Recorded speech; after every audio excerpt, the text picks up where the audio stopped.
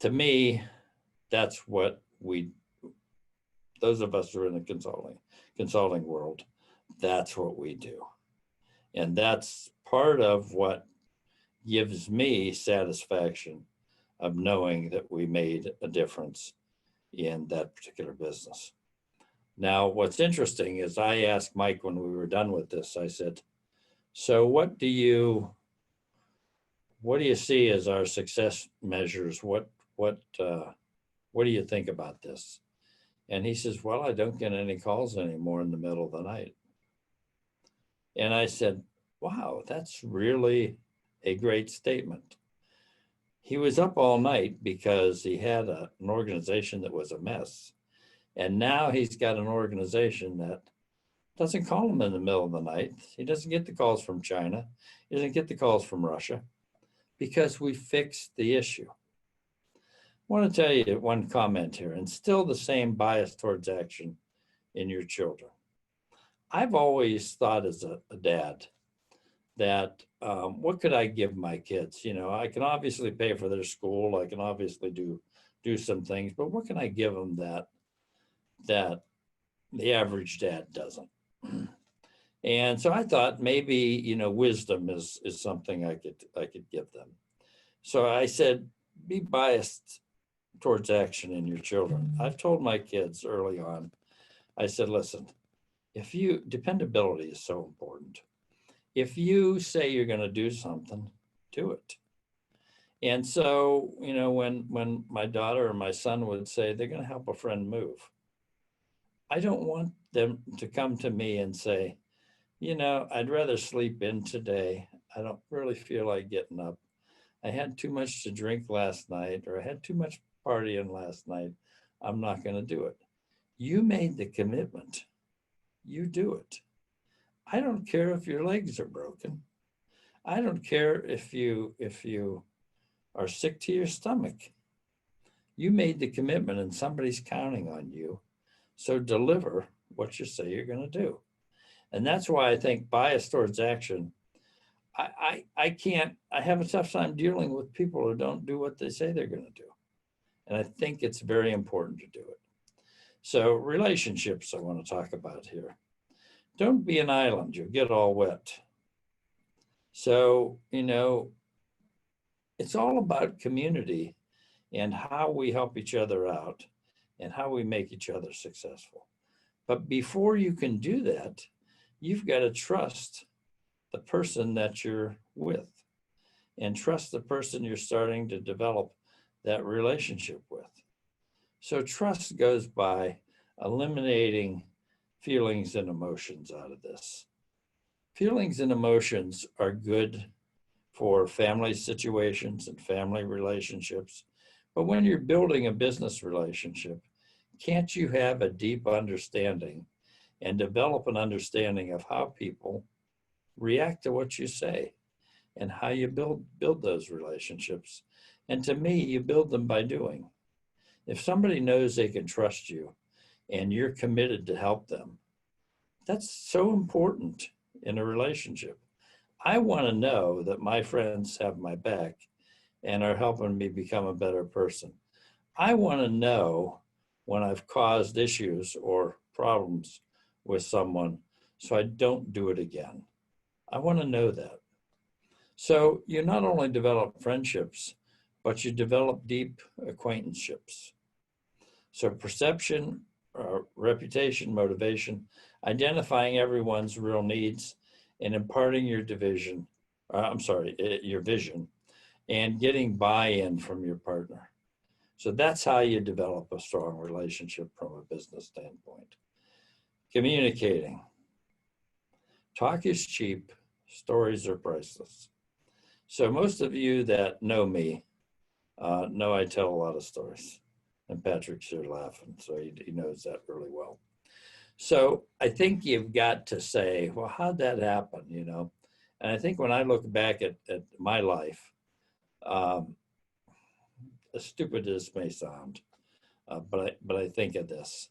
Tom T. Hall was a great country singer, and he was called the storyteller. And his songs always had a story to them, a beginning and an ending, sometimes funny, sometimes not so nice ending to his story. But he was called the storyteller. And I've often thought, what do I want to be known for? How do I want people to recognize me? And I said, I want them to know me as somebody who can carry on an engaging conversation. My boss in Toronto, Mike Mortson, who was a great guy and still is, I shouldn't say was a great guy, he still is. But Mike and I were talking one time doing our review, and he said to me, Ron, you're the most engaging person I've ever met. Can you teach me how to be engaging? And I said, that's a great compliment and great understanding about how you communicate and how you get the most from your relationships. So get the most from your interactions. I say this because my next book is called Who Gives a Shit About You? And it's not out yet. It's probably halfway done. But think about your interactions. It's not about you, it's about someone else. And one of the things you've got to do, and I've learned this from being in Asia a long time. So I've done a lot of work in China and Japan, Vietnam, all throughout Asia, including India, which I would classify as really Asia. Let others save face. You can fix the problem, but don't look for blame for someone, or don't look at it as a way of beating them down to make them feel uncomfortable or to make them feel worthless. Look at building them up. Develop a common understanding and ground to build them up. So from a networking standpoint, looking back and looking forward, you have to be able to see, and when you build relationships, you have to be able to see what I've done here and how I'm pushing it forward and how I'm growing. You've got to be able to tell that. I'm just checking to see what we're doing on time. What is networking? When, where, and who do we network with? To me, it happens everywhere. I mean, I've always liked doing this, and sometimes it's maybe the fear of rejection or the excitement of rejection. So I'll sit on a plane and I'll talk to the guy next to me, and we'll have a great conversation. And sometimes that conversation lasts 2 hours. And so the flight goes on, we've talked the whole trip, and we've connected with the person, and we'll exchange our phone numbers and emails, and we'll continue that dialogue. And at some point in time, you may drift away from that relationship, but at some point in time, you'll come back to it. And if it's strong, you'll be able to keep that network going. So I've always said first impression is important, and what we start thinking about someone is really important. And I'd like to kind of warn you that you really need to think about someone else and their feelings and their needs before yours. So make a good first impression. Show them that you do care. I'm not saying tell them about the golf ball on the wall and create a golf story, but find out what got them attracted to golf in the first place. Somebody may say, I go golfing because I can go by myself and not talk to anybody for 5 hours. Well, that's a plus, I guess, in some cases. Others may say, I go out because I can interact with my buddies. We can smoke a cigar, we can have a drink, we can have fun, and we can communicate that way, and we can build our network that way. There's many ways to build a network, many ways to do it. It doesn't always happen the same way each time. But, I think that you make a good first impression, you have discussion, and you end up following up. Nothing ever happens if you don't follow up. So relationships don't, you just don't meet somebody one day and you never speak to them, and then out of the blue you ask them for a favor. It doesn't work that way. Keep the relationship going. Remember something about everyone. So create those ties that bind. I tell in my one book, a fellow, his name was Larry Deem. He worked for Keystone Carbon, I think Keystone Carbon. But anyway, I met him 35 years ago. So I ran into him about 20 years after that, and saw him, and I said, Larry, I said, good to see you. How's your wife doing with United? I remembered that his wife worked with United. He looked at me and he said, how do you remember my wife worked with you for United? And I said, Larry, I remember something about everyone. And I remember that. So it's always good to draw you back, to keep you together and make sure you create that relationship and make it stronger. Be a giver of gifts. You know, the best gift you could give somebody is your own self-awareness.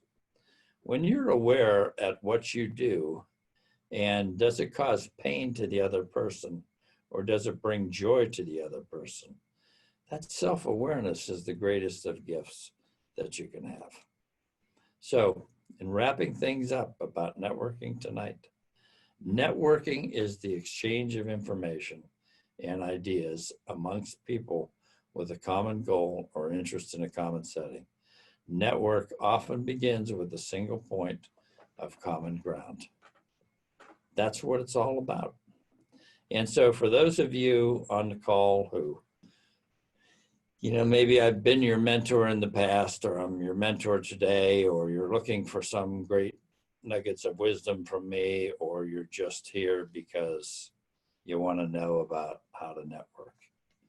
I mean, think about this. You know, the real key to developing relationships, building a strong network of people is creating a network of trust and doing what you say you're going to do, doing the things that tie people to you. And those are the greatest gifts in the world. So I'm going to finish with that. I'm going to open the floor up to questions. So Patrick's manning the controls. Whoever wants to unmute themselves can. Any questions for anybody tonight? Ron. Yeah. Can you hear me? Hey, it's AJ. Yeah, AJ. So Ron, I got a question for you. And first, you said that you would handle all the questions, not have anyone answer or ask the questions. So I'm glad to be the first to ask. But are your kids as, like, do they think the exact same way you do? And do you mentor them the same way you mentor everyone else?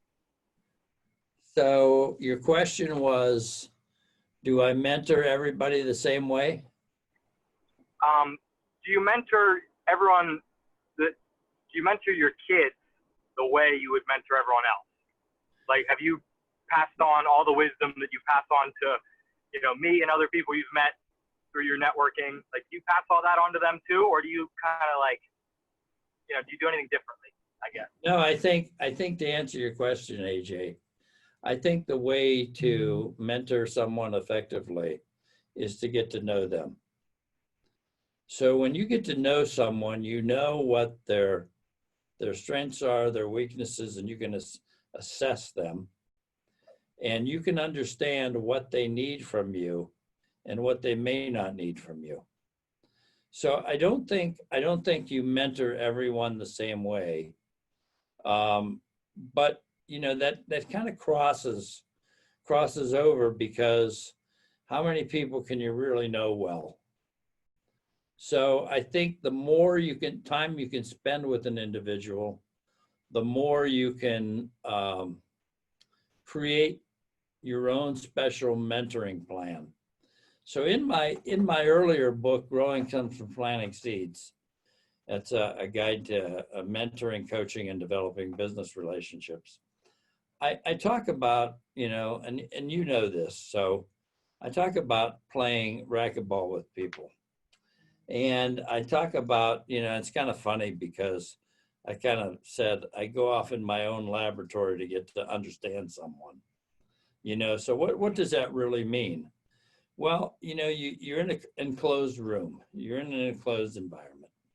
you can really push someone's buttons by making that impossible shot or serving them a certain serve and testing their frustration and testing their will and testing their desire to beat you and their desire to come back and their desire to be competitive. And it tells you a lot about a person.